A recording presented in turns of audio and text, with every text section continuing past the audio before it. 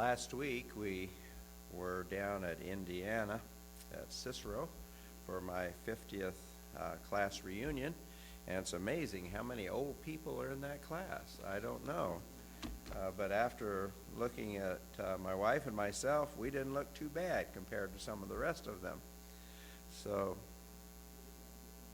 it was an enjoyable time. Some people very recognizable, some not so. But again, chance to be together with friends and class members from years ago.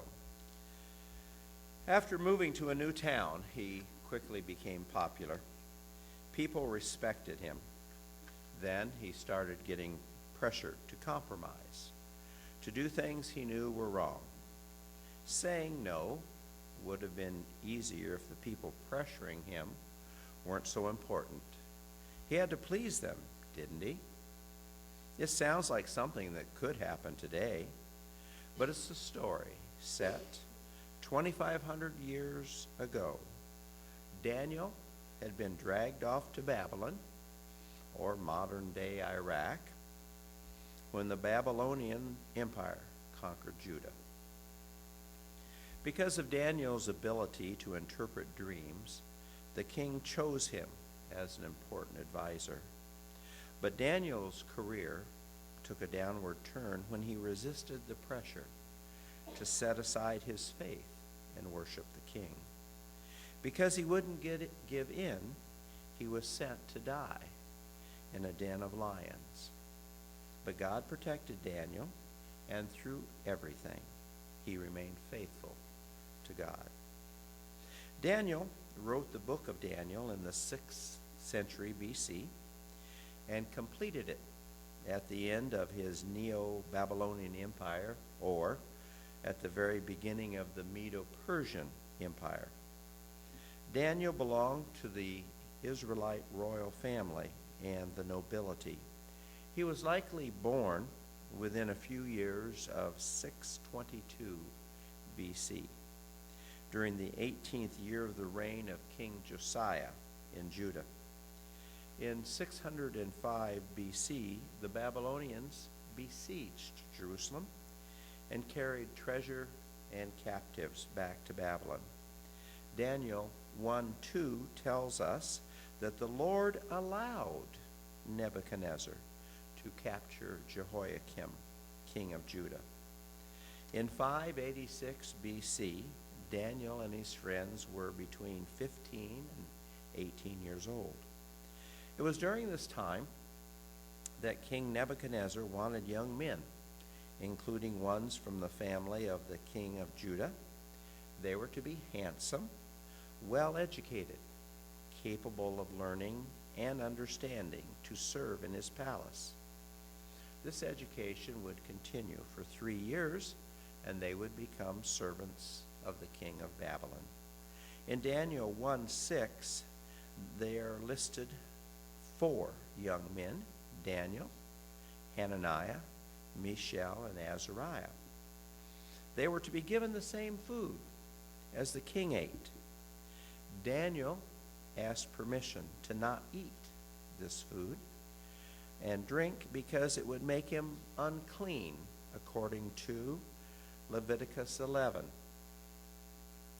Daniel directed this request to Ashpenaz, Nebuchadnezzar's chief officer.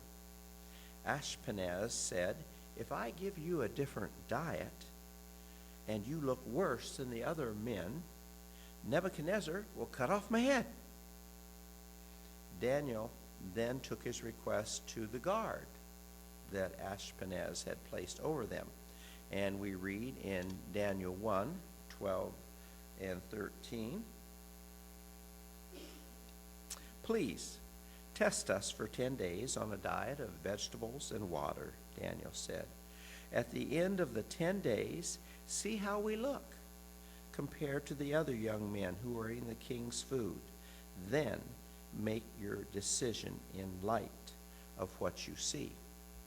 Well, the guard was more agreeable, and so he said all right, he would give them vegetables to eat for 10 days. In Daniel 1:17, God gave these four young men an unusual aptitude for understanding every aspect of literature and wisdom, and God gave Daniel the special ability to interpret the meanings of visions and dreams. After the 10 days, Daniel and his three friends were tested and found to be 10 times better than their nearest competitors. Thus, in personality, physique, and intellect, Daniel proved to be markedly superior to his fellow men, thereby winning the respect and confidence of Nebuchadnezzar. These events would prepare Nebuchadnezzar to meet Daniel's God. And I read from Patriarchs and Prophets, page 214. Now, in the case of Daniel and his three friends, divine power was united with human effort, and the result was truly remarkable. The food they were given is described as pulse, or food derived from plants, such as cereals and vegetables. According to Jewish tradition, berries and dates were also included in this term. The Bible commentary says on page 761, in their training to be Chaldeans, the wisdom their superiors shared was mixed with idolatry, pagan practices, mixed sorcery, and superstition. From the non-science, the Hebrews kept themselves aloof. The four young men learned of the Chaldeans without adopting the heathen elements mixed in. There were four ways they were able to preserve their faith, and this is also found in the Bible commentary on page 761. Number one, they resolved to remain true to God. Number two, the dependence on the power of God. Number three, they didn't indulge in appetite to dull their senses. Number four, and I think this is one we could take a note for us today, consistent prayer life. Daniel had finished his 3-year apprenticeship before Nebuchadnezzar's famous dream in the second year of Nebuchadnezzar's rule. The superior wisdom of Daniel and his three companions was not a result of chance. The young men applied themselves diligently and conscientiously to their studies, and God blessed them. This is found in Patriarch, Prophets and Kings, page 486 and 487. Divination, music, magic, and sorcery, exorcism, and astrology were widespread among some countries, even among men of science. Future signs were divined by looking for the signs in the entrails or intestines of sacrificed animals or the flights of birds. Some inspected the livers of sacrificial animals and actually compared them with clay models. They have excavated in modern times clay models of livers that they used in making their predictions. But it's a mistake to assume that the wise men of Babylon were only diviners and magicians. They were also scholars. They could accurately predict lunar and solar eclipses. During the second year of Nebuchadnezzar's reign, he dreamed a dream, but did not know what it meant. The Lord in his providence gave Nebuchadnezzar this dream. God had a message for the realm of the king of Babylon. God was as anxious to save ancient Babylonians as he was to save Israel. God approached Nebuchadnezzar through a dream because evidently that was the most effective way by which to impress his mind with the importance of the message, thus winning his confidence and securing his cooperation. It appears Nebuchadnezzar couldn't remember the particulars of the dream.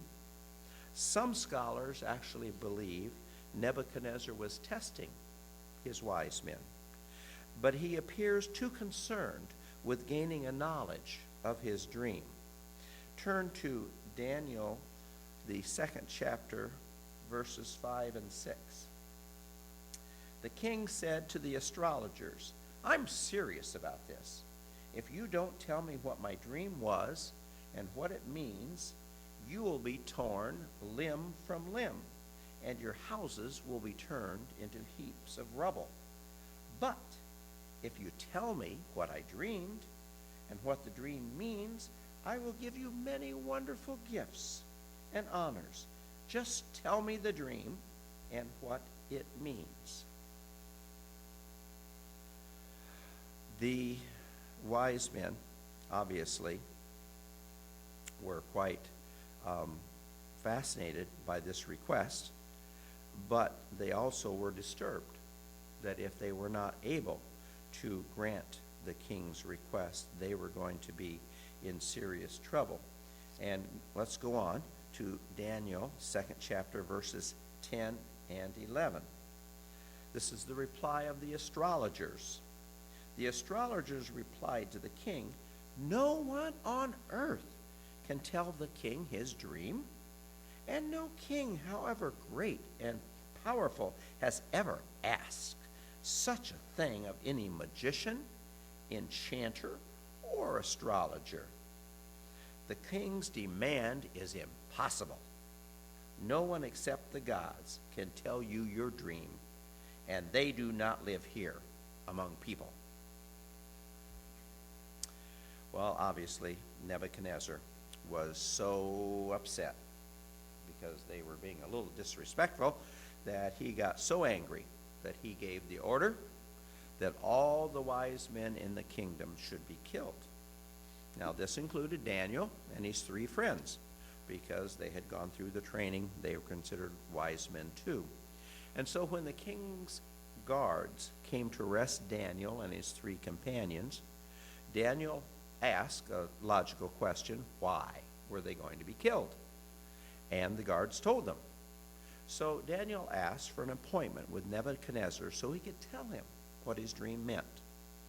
Then, and I thought this was a key part, we talked about prayer a moment ago, Daniel went to his house and told his companions to pray that God would help them understand this secret so they wouldn't be killed.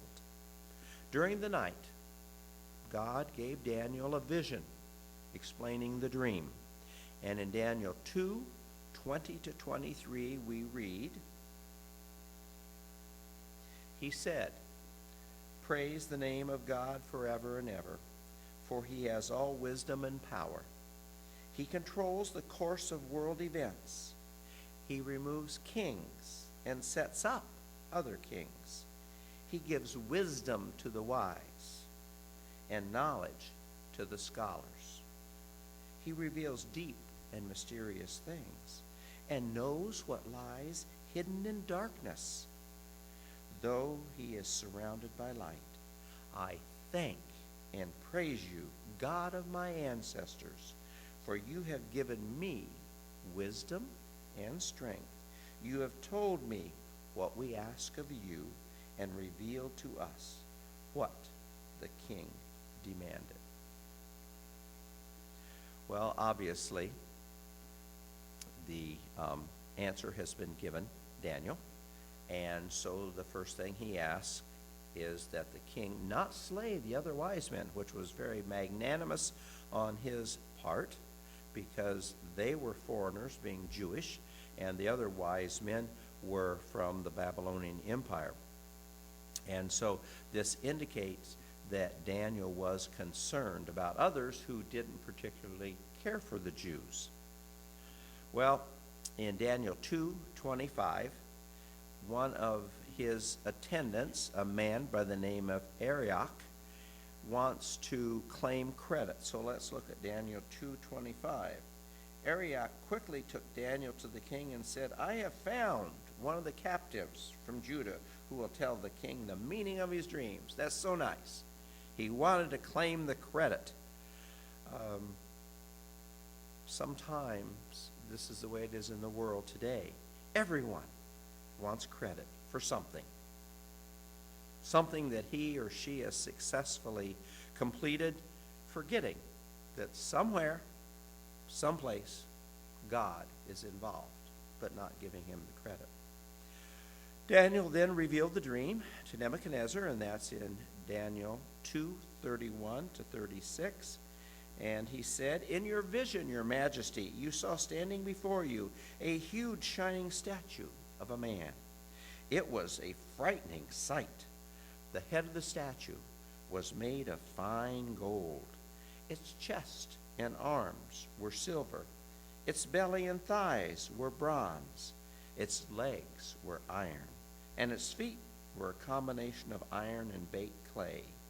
As you watched, a rock was cut from a mountain, not by human hands. It struck the feet of iron and clay, smashing them to bits. The whole statue was crushed into small pieces of iron, clay, bronze, silver, and gold. Then the wind blew them away without a trace, like chaff on a threshing floor. But the rock that knocked the statue down became a great mountain that covered the earth." That was the dream. Now we will tell the king what it means. And I'll stop right there. We found a book, and the title of the book is Daniel, Wisdom to the Wise. And it is written by Zadok Stefanovic. He spells out the years of the kingdoms that are in the statue. And the gold stands for the Babylonian Empire, and he puts the years of them. And this was 605 to 539 BC. The silver was for Medo-Persia, and that stands the years 539 to 331 BC. Bronze was for Greece, Macedonia, and this was 331 to 146 BC, and iron for the Roman Empire, 146 to BC to AD 476. It's been said that the feet and toes represent the nations of modern Europe, with some strong and some weak that dwell in the territory of the former Western Roman Empire. And it also has been stated that these nations will never be politically united, which brings up the question, what about the European Union, or EU, that we hear about, especially recently in the news, about debt and currency evaluation? So if we believe what this says, they never will be united. It's fascinating that this took place during Nebuchadnezzar's rule and the kingdom of Babylon, yet years before their time, Daniel correctly predicted the accurate order of the conquering kingdoms to come. After Daniel explained the dream and the meaning of the dream, Nebuchadnezzar fell face down on the ground in front of Daniel. And in Daniel 2:47, the king said to Daniel, "Truly your God is the greatest of gods, the Lord over kings, a revealer of mysteries, for you have been able to reveal this secret." Going back to this book, Daniel, Wisdom to the Wise, Stefanovic states that Nebuchadnezzar made Daniel ruler over the province of Babylon, thus ruling the most important imperial province, which included the capital city. Possibly, Daniel was next in rank to King Nebuchadnezzar. Daniel's second title was chief prefect over all the wise men.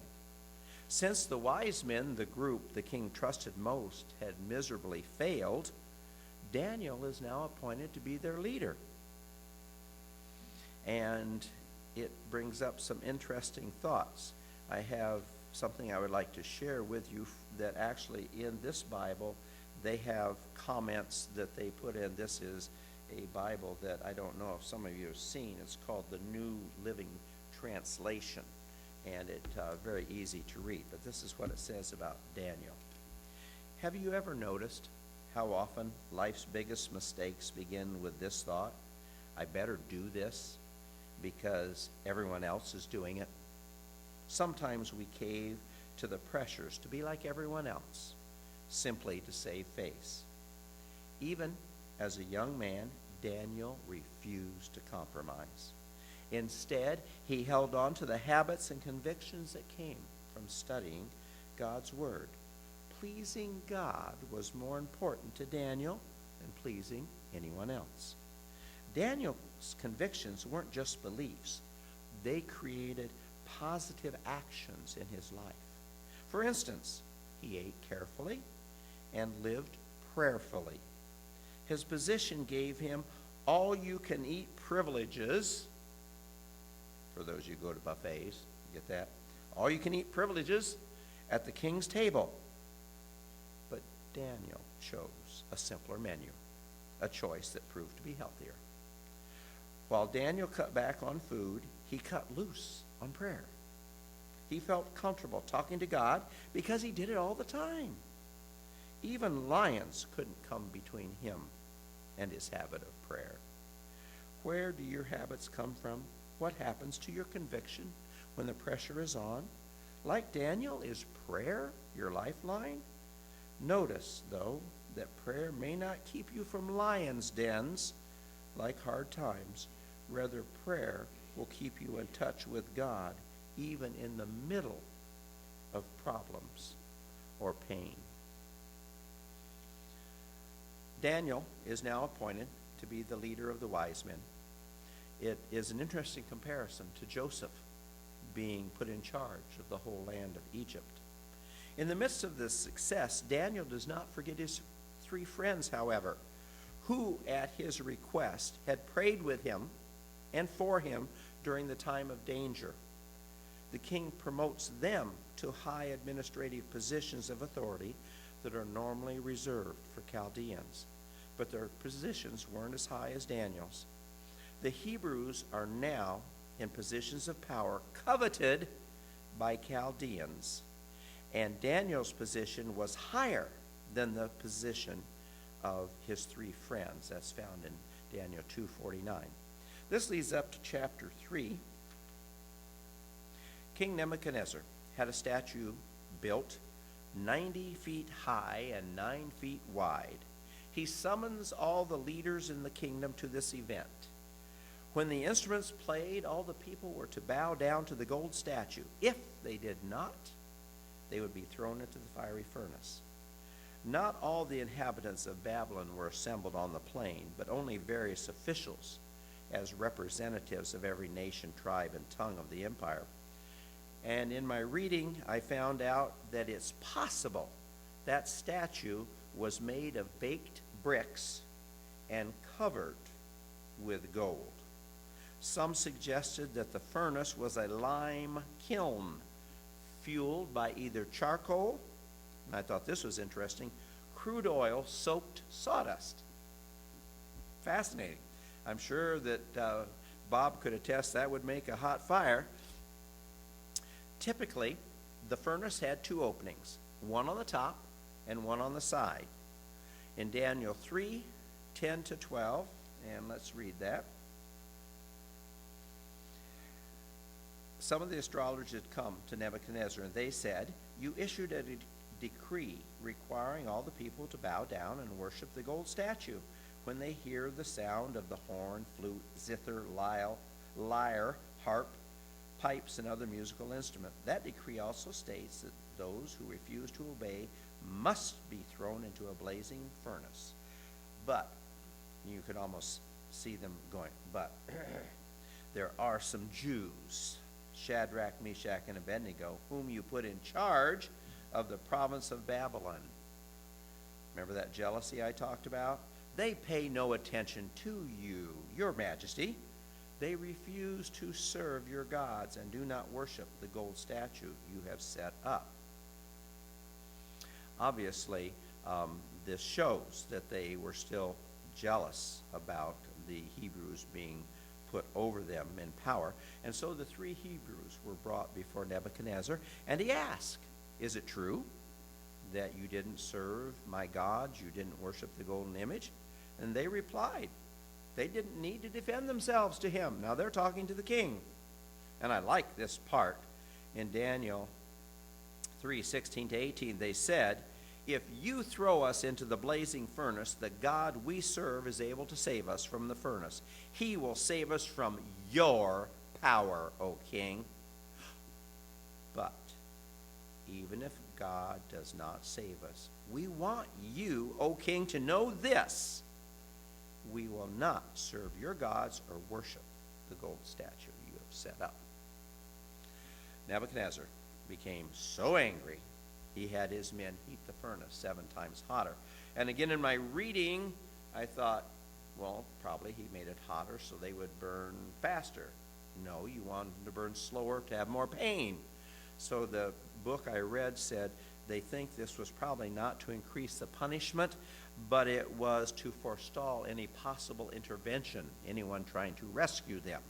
So they now heat the furnace up to a maximum intensity between 900 and 1100 degrees centigrade.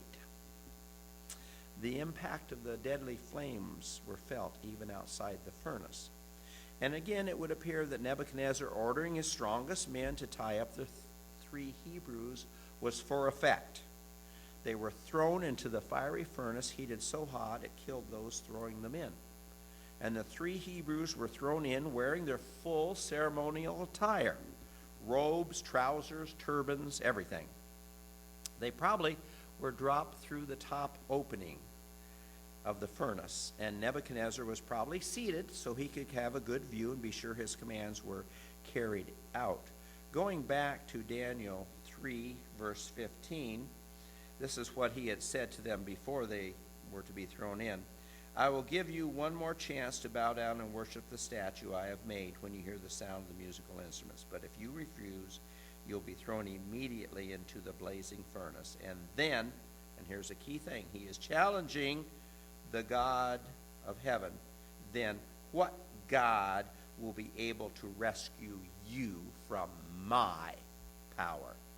So we see this is a challenge between the king of Babylon and the God of heaven. The 3 men prefer death to apostasy. Their unwavering faith, not the rescue from the fiery furnace, is the greatest miracle of this story. Speaking with one voice, the Hebrews dare to reverse the king's words, challenging his command. They point to the power of their God, who is able to save them. Even if he doesn't save them, they will not worship Nebuchadnezzar's statue.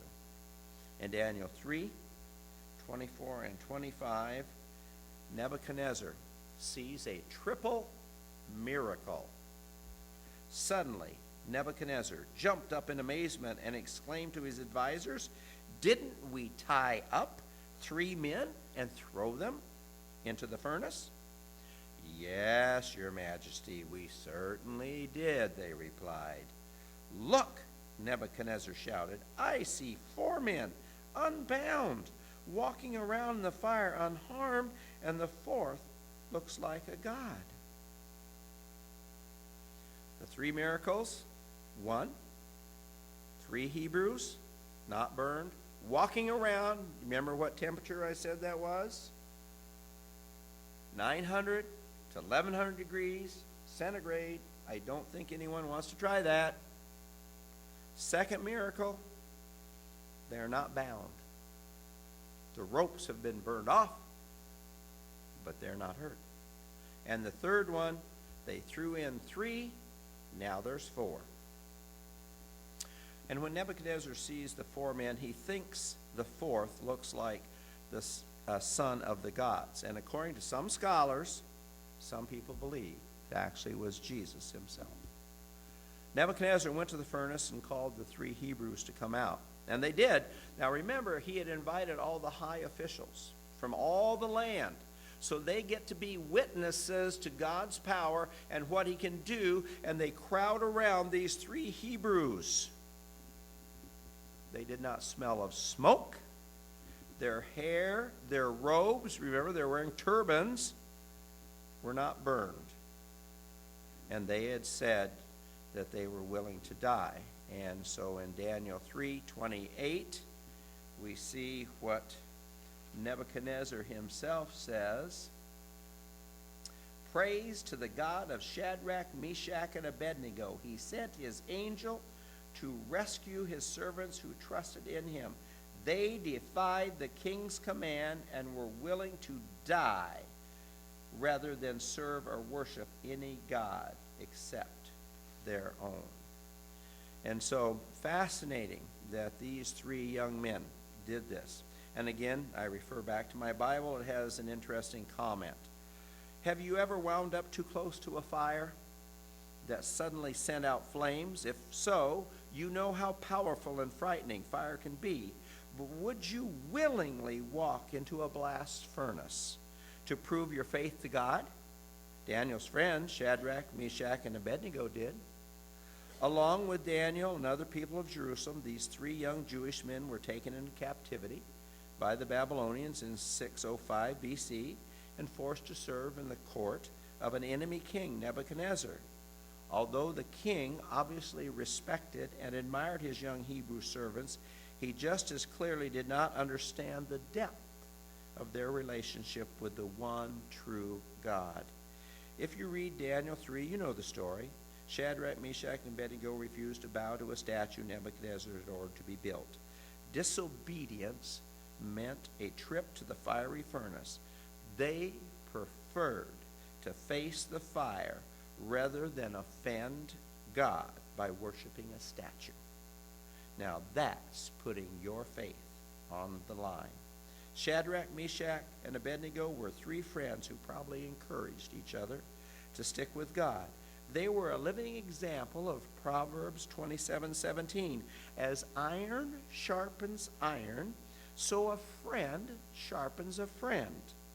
What also helped their friendship was a 4th friend, God. Do you have friends like that? Friends who will encourage you to avoid compromising even at the cost of your reputation. In chapters 1 through 6 of Daniel, we see the heroic story of Daniel and his friends. I see here the underlying message is consistent. God is in control of history. Even when things get rough and we're under pressure, we can know God is working to protect his people and advance his purposes in the world. We, like Daniel, should rely on God and remain faithful to him, no matter what happens. We've all heard stories of people that have suffered because of being different, stories of jobs lost because of Sabbath, lives snuffed out because they will not conform to the religion of the region, people ridiculed even by family members because of their belief in God. God notices all these times of hardship, and he will never forsake his children when they stand for him. I'm thankful that I serve a God like that, and I pray that you as well as I will be faithful in all things. God is coming soon, and I know that I want to have him say to me, "Well done, thou good and faithful servant. Enter into the joy of the Lord." And that is my prayer for each of you. In closing, let's turn to hymn number 482, Father, Lead Me Day by Day.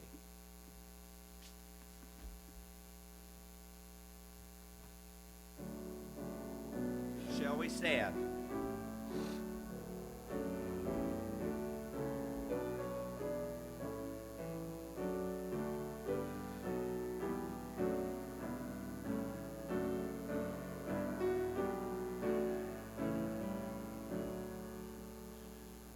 Father, lead me day by day, ever in thine own sweet way. Teach me to be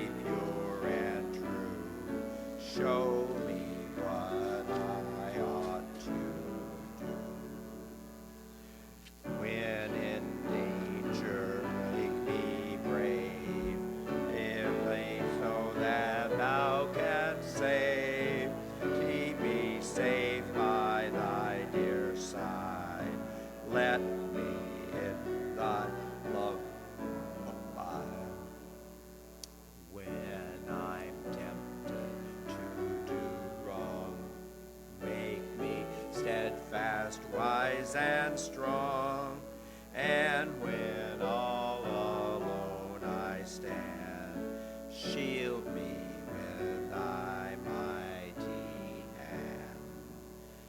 May I do the good I know, be thy loving child below, then at last go home to thee, evermore thy child to be. Dear Lord, as we go out and we face next week, we know there will be trials and tribulation. We know things will happen, and we would ask that you help us, like Daniel and his 3 friends, to remain faithful to you through the power of prayer in thy name.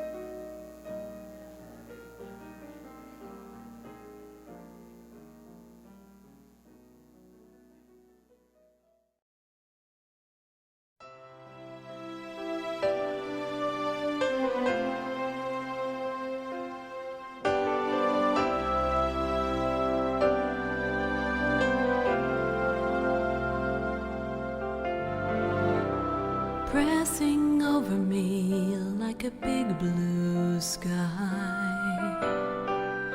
I know someone has me on their heart tonight. It's why I know it's gonna be